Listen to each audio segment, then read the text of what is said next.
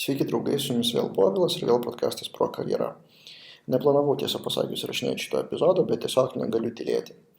Yra prisikaupę tam tikro pykčio, emocijų ant dūšios, kur negaliu tiesiog nutylėti. Kalbėsim apie abiturientus, apie tuos, kurie šiemet baiginėja 12 klasę ir kažkur įstos. Ir matau nemažai pavojaus ženklų, tokių pavojaus varpelių ir panašiai ir vėliavų, kas su mūsų dabartinė ta jaunąja karta yra blogai. Tiksliau nebūtinai blogai, bet tendencija tokia, kad jie masiškai emigruoja į užsienį.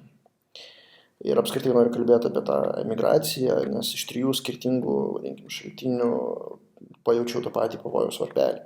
Tai pirmas dalykas, vakar per radiją išgirdau, per vieną sakė, kad laikomas yra lietuvių kalbos egzaminas, ten vertino studentai, kam sunku, kam lengva, kokios ten temos buvo ir taip toliau, ir iš 5 kalbintų abiturientų 2 pasakė, kad man svarbu išlaikyti, nes vis tiek aš į užsienį įstojau. Ta prasme, 2 iš 5, tai jau 10 procentų, kad ir kokia ten mažai imtis būtų.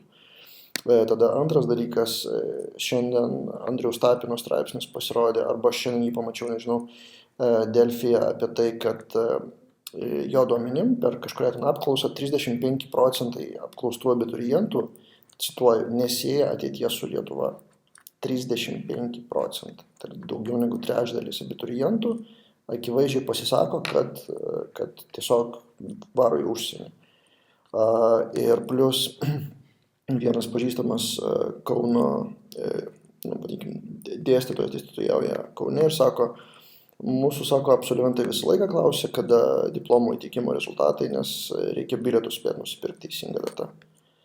Tai, ta prasme, kažkas vyksta nerealaus, nes kasmet tie mastai didėja, problema didėja.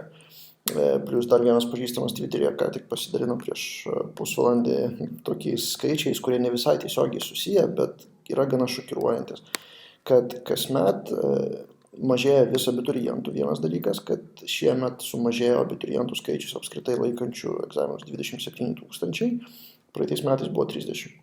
Tai jau ten 11, man atrodo, procentų oficialiai sumažėjo, o tai 27 000 abiturientų ir virš 40 000 emigrantų. Užfiksuota 15 metais, gal netgi atsidrysiu tikslus skaičius. Tikslus skaičius yra 44,5 tūkstančio asmenų deklaravo išvykimą iš Lietuvos 15 metais. Come on, people, kažką reikia su to daryti. Tai noriu kreiptis į tuos 12-okus dabartinius. Nežinau, tiksliai neatsimenu, kada ten kokiu momentu yra stojimo pasirinkimai. Man atrodo, dar yra laiko pasirinkti, kur stoti. Nebėra laiko pasirinkti kokius egzaminus laikyti, čia faktas, bet dėl stojimo dar yra variantų. Tai noriu kreiptis į jūs, kad nėra ten tokie aukso kalnai užsienį, kaip jūs įsivaizduojat. Aš manau, kad dalis iš jūsų emigruoja tik dėl to, kad prisiklausė. Vienas dalykas prisiklausė spaudoje ir prisižiūrėjo Lietuvoje, kaip viskas blogai, kokios ten eilės prie Lidlo ir panašiai. O kitas dalykas, pamatėt, kaip užsienyje galima susikrauti turtus ir kad užsienyje viskas daug geriau. Tai turėkite omeny, kad nėra taip jau iš karto geriau. Jeigu jūs išvažiuosite studijuoti kokią UK ar Skandinaviją ar Škotiją, ten kur dar galima, pradžioje jums nebus taip, ta prasme, tiesiog ant lėkštutės viskas. Vis tiek ir ten reikės dirbti ir Lietuvoje ir užsienį. Tas išsilavinimo lygis nebūtinai ten yra geresnis, priklauso kokį univerą pataikysit. Darbo galimybės irgi nėra, ta prasme, nebus taip, kad jums užsienį tiesiog duos darbą ir mokės tiek, kiek mokės. Londone, pavyzdžiui, programuotojai juniorai gauna apie 1500 svarų į rankas, gali 2, čia jau atskaičiaus mokesčius. Sakykim, 2000 svarų į rankas. Už 2000 svarų į rankas mėnesį pragyventi Londone yra labai sudėtinga. Tai ten ekonomika tiesiog kitokia, ten atrodo, kad tu uždirbi daug daugiau, bet išleidi tu vienant būsto ir transporto daug daugiau. Kitas dalykas, kodėl neverta emigruoti ir kodėl neverta varyti užsienį, yra socialinė atskirtis. Daug kas grįžta arba bando grįžti arba norėtų grįžti iš emigracijos vien dėl to, kad ten emigracijoje nėra draugų.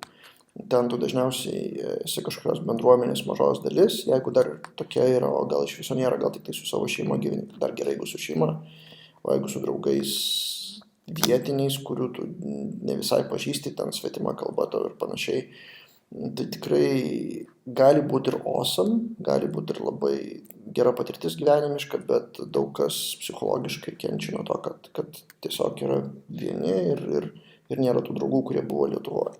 Tai daug kas grįžta vien dėl to, kad ir aš pats, ta prasme, aš grįžau iš principo Londone, pragyvenau 3 metus, bet grįžau dėl to, kad dukra augint noriu čia ir noriu, kad šeima būtų čia Lietuvoje ir viskas čia Lietuvoje gerai, jeigu tu turi specialybę. Tai ką aš noriu pasakyti bendrai, kad jeigu žmogus turi galvą ant pečių, jisai Lietuvoje irgi pakankamai gerai gyvens. Nėra čia, ta prasme, gali būti ir aukso kalnai Lietuvoje. Tuo labiau, kad IT sferoje iš viso nėra poreikio važiuoti į užsienį, kai į Lietuvą ateina masiškai užsienio kapitalo įmonės. Lietuvoje tu gali dirbti Uberyje, kuris moka užsienio algą, kas ten dar iš tokių svajonių darbdavių. Anksčiau būdavo Barclays, dabar jau toli gražu, su Barclays susilygino labai daug.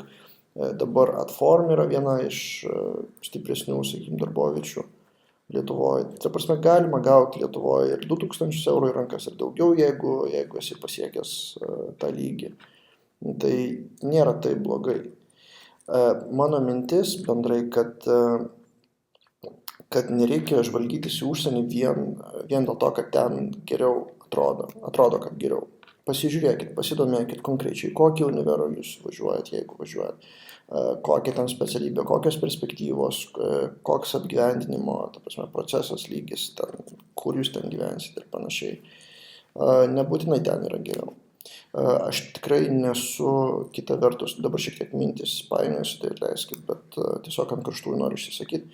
Nesu fanas lietuviško išsilavinimo aukštojo mokslo, nes tikrai manau, kad sistema yra supuvusi iš vidaus, galima sakyti taip. Ten labai daug yra taisytinų dalykų, kaip minimum švelniai tariant. Bet jeigu žmogus turi galvą ant pečių, IT sferoje programuoti galima išmokti be universiteto, ar kolegijos, galiu aš padėti, yra visokių kursų, dabar tų kursų programavimo jūs neįsivaizduojat, kiek yra.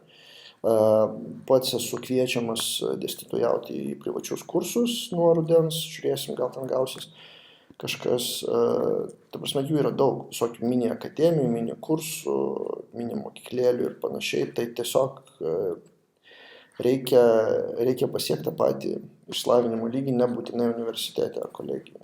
Ir visa tai yra įmanoma, niekur nevažiuojant ir neatsiskiriant nuo draugų, nuo tėvų ir nuo gyvenimo Lietuvoje.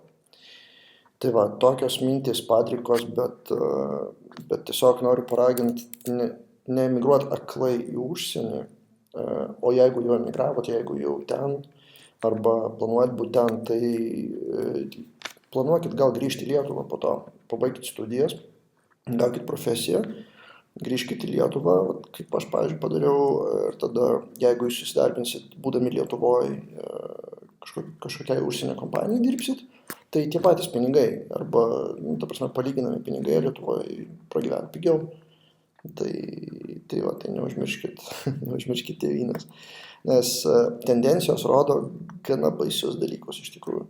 Aš tai skaitau, kad su ta emigracija tai buvo 3 emigracijos bangos, dabar 3 prasideda. Pirma banga, kai išvažiavo paprasti darbuotojai, kai atsidarė Europos Sąjunga, kai atsirado galimybė išvažiuoti ir uždirbti pinigus tenais, kurie yra nepalyginamai didesni tuo metu buvo. Tai kas galėjo, tas išvažiavo ir viskas yra ok, jie ten dirba, jie kuria didžiulės bendruomenės tų emigrantų ir viskas yra jiem gerai ir iš dalies ir Lietuvai yra gerai, nes ten žmonės dažniausiai būdavo nekvalifikuoti, kurie Lietuvoje net neturėjo darbų, o ten viskas gerai, uždirba pinigus, kuria šeimas ir viskas tvarkoja. Antra banga buvo emigrantų tokių kaip aš, specialistų emigrantų. Tie, kurie Lietuvoje pakankamai gerai, sakykime, pakankamai gerą išsilavinimą turintys ir profesiją turintys žmonės, bet Lietuvoje pasijuto neįvertinti, pasijuto, kad jiem per mažai moka ir jie irgi emigravo. Pažįstu tikrai ne vieną mediką, kuris emigravo, kadangi žmona odontologė, tai ir odontologų pažįstu ne vieną, IT-šnikų taip pat ir panašiai. Kai kurie grįžo, nes pamatė, kad ne tik tai piniguose laimė ir ta socialinė skirtis nėra nėra maloni. Ir dabar prasideda trečioji migracijos banga, ką čia prasideda, jinai tęsiasi, jinai tiesiog auga, jinai jau buvo senokai ta stojimų užsienyje banga, bet jinai tiesiog auga, tik dabar aš suvokiau, kokiais mastais jinai auga, jinai katastrofiškai auga. Ir va čia yra baisiausia, jeigu išvažiuos dabar tie, kuriem yra 18 metų ir jie iš principo yra potencialiai Lietuvos ateitis, tai dabar mes išleidžiam savo ateitį. Kas bus tada, kai po 10-20 metų, tai tada įvyks kažkokia demografinė krizė didžiulė, kai mes turėsim Lietuvoje absoliučią daugumą iš visų pensininkų, kuriuos turės išlaikyti, nežinau netgi kas turės išlaikyti, nes nebus tiesiog žmonių čia. Tai kažką reiks su to daryti. Sprendimo kažkokio konkretaus neturiu, reikėtų turbūt visiems susėsti, visom ministerijom. Čia nėra taip, kad kažkokia švietimo ministerija kažką pakeis. Čia yra globali ir sunkiai sprendžiama problema, bet kad jinai didėja, tai faktas. Jeigu jūs turit kažkokių pasiūlymų bendrai, kas galėtų padėti abiturientam, sakykime, padėti jiem apsispręsti neišvažiuoti, tai parašykit komentaruose čia video YouTube ir padiskutuokim ir pabandykim išlaikyti Lietuvą. Kad ir kaip tai pompastiškai skambėtų, bet tiesiog problema yra. Tiek minčių šiandien, kaip sakau, labai padrikai, bet tikiuosi užkabinau ir tikiuosi yra apie ką pamastyti, arba pakalbėkit su savo draugais abiturientais, arba patys pamastykit, jeigu esat prie Chebros, ir susitiksim kitame Pro karjerą epizode. Iki.